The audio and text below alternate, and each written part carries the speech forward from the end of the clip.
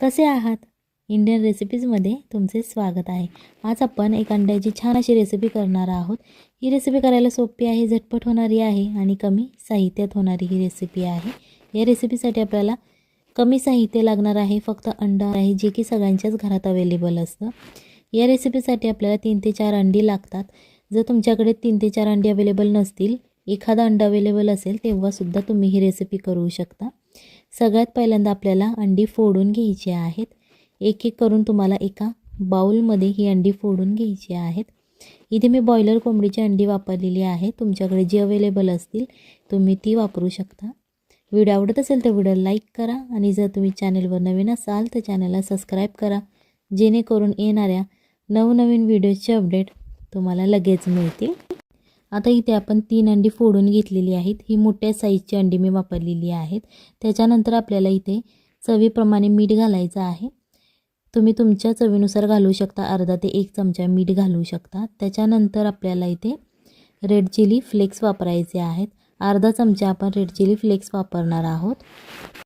तुमच्याकडे जर red chilli flakes available नसतील तेव्हा तुम्ही जर तुमच्याकडे वाळक्या मिरच्या अवेलेबल असतील लाल कलरच्या, तुम्ही त्या मिक्सरमधून बारीक करून घेतल्या तरीही चालतील, तुमचे लगेच चिली फ्लेक्स तयार होतील। अशा प्रकारे आपल्याला मॅगीच्या चमच्याने हे थोडंसं फेटून घ्यायचं आहे। तुमच्याकडे जर बीटर अवेलेबल असेल तर तुम्ही त्या बीटरने हे फेटून घेतलं तरीही चालेल। जास्त वेळ लागत नाही ही रेसिपी करण्यासाठी, 2 ते 3 मिनिटात ही लगेच रेसिपी तयार होते। आता आपण हे साईडला ठेवून घेणार आहोत। त्याच्यानंतर इथे आपल्याला 2 टोमॅटो वापरायचे आहेत। सगळ्यात पहिल्यांदा हे टोमॅटो छान असं स्वच्छ पाण्याने धुवून घ्यायचे। त्याच्यानंतर त्याचा पुढचा देठ काढून घ्यायचा आहे आणि अशा धारदार चाकूने आपल्याला त्याचे स्लाइस करायचे आहेत। तुम्ही याचे स्लाइस तुमच्या इच्छेनुसार करू शकता, जाड करू शकता किंवा पातळ केले तरीही चालतील। इथे आज आपण मीडियम असे स्लाइस करून घेणार आहोत टोमॅटोचे। इथे गोष्ट लक्षात ठेवा की टोमॅटो आपल्याला पिकलेला यूज करायचा आहे, रेड कलरचा, कच्चा टोमॅटो इथे वापरायचा नाही। आणि जर नसेलच तेव्हा तुम्ही फक्त कच्चा टोमॅटो वापरला तरीही चालेल, पण शक्यतो तुम्ही पिकलेला टोमॅटोच घ्या। त्याच्यानंतर एका पॅनमध्ये आपल्याला इथे बटर लावून घ्यायचं आहे। जर तुमच्याकडे बटर अवेलेबल नसेल तेव्हा तुम्ही तूप किंवा तेल वापरलं तरीही चालेल, आणि जर तुम्हाला बटर आवडतच नसेल तेव्हा तुम्ही तेल वापरू शकता। त्याच्यानंतर हे सगळे टोमॅटोचे स्लाइस आपल्याला ठेवून घ्यायचे आहेत। त्याच्यावरती थोडंसं मीठ टाकायचं चवीप्रमाणे टोमॅटोसाठी, कारण आपण सुरुवातीला अंड्यामध्ये मीठ टाकलेलंच होतं, सो टोमॅटो पुरतं आपल्याला चवीप्रमाणे मीठ घालायचं आहे।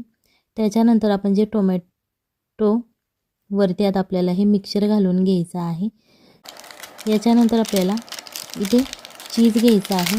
इथे मी स्लाइसवालं चीज वापरलेलं आहे, तुमच्याकडे जे चीज अवेलेबल असेल तुम्ही ते वापरू शकता। आता हे चीज आपल्याला कैचीच्या मदतीने हे कट करून घ्यायचं आहे।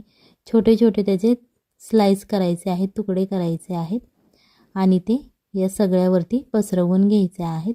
जर तुमच्याकडे अशा प्रकारचं स्लाइसवालं चीज अवेलेबल नसेल तेव्हा तुम्ही जे पिझ्झा बनवण्यासाठी चीज असतं खिसलेलं ते वापरलं तरीही चालेल। आता हे थोडंसं आपण ग्रेट केलेलं चीज वापरणार आहोत, थोडंसं असं पसरवून घालायचं आहे, जेणेकरून ही रेसिपी छान अशी चविष्ट तयार होते। आता याच्यावरती तुम्ही झाकणसुद्धा ठेवून शिजवू शकता किंवा अशीच उघडी शिजवली तरीही चालेल। आता अशा प्रकारे आपलं हे चीज स्प्रेड करून झालेलं आहे। गॅस आपल्याला मीडियम टू लो ठेवायचा आहे, एकदम हाय फ्लेम करायचा नाही, नाहीतर ते खालच्या बाजूने करपलं जाईल। आता याच्यावरती आपल्याला हे झाकण ठेवून हे छान असं आता 1 ते 1.5 मिनिटासाठी मीडियम आचेवरती शिजवून घ्यायचं आहे, जेणेकरून यामधलं टोमॅटो थोडा कच्चा राहिला तरी चालतो, पण अंड छान असं शिजवून घ्यायचं आहे आणि याच्यावरती जे आपण चीज घातलेलं आहे ते सुद्धा वितळलं पाहिजे। अशा प्रकारे हे तुम्हाला शिजवून घ्यायचं आहे। ही रेसिपी नक्की घरी ट्राय करा, आपल्या फॅमिलीला खाऊ घाला आणि मग मला कमेंटमध्ये सांगा कशी झाली होती। ही रेसिपी तुम्ही तुमच्या मुलांच्या टिफिनला सुद्धा देऊ शकता। नाश्त्याला झटपट होणारी ही रेसिपी आहे, हेल्दी रेसिपी आहे, सो तुम्ही डाएटला सुद्धा खाऊ शकता, इतकी टेस्टी ही रेसिपी तयार होते। अशा प्रकारे आता एका प्लेटमध्ये काढून आपण ही सर्व केलेली आहे। तुमच्याकडे जर पिझ्झा कटर अवेलेबल असेल तर त्याने तुम्ही अशा प्रकारे हे कट करू शकता, आणि जर पिझ्झा कटर तुमच्याकडे नसेल तर तुम्ही चाकूच्या मदतीने हे कट केलं तरीही चालेल।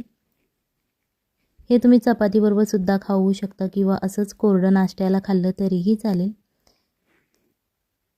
जर तुम्हाला व्हिडिओ आवडला असेल तर व्हिडिओला लाईक करा, आणि जर व्हिडिओ आवडला नसेल तर तुम्ही डिसलाईकसुद्धा करू शकता आणि कमेंटमध्ये लिहू शकता। ही रेसिपी नक्की घरी ट्राय करा। चला तर मग बाय बाय, टाटा।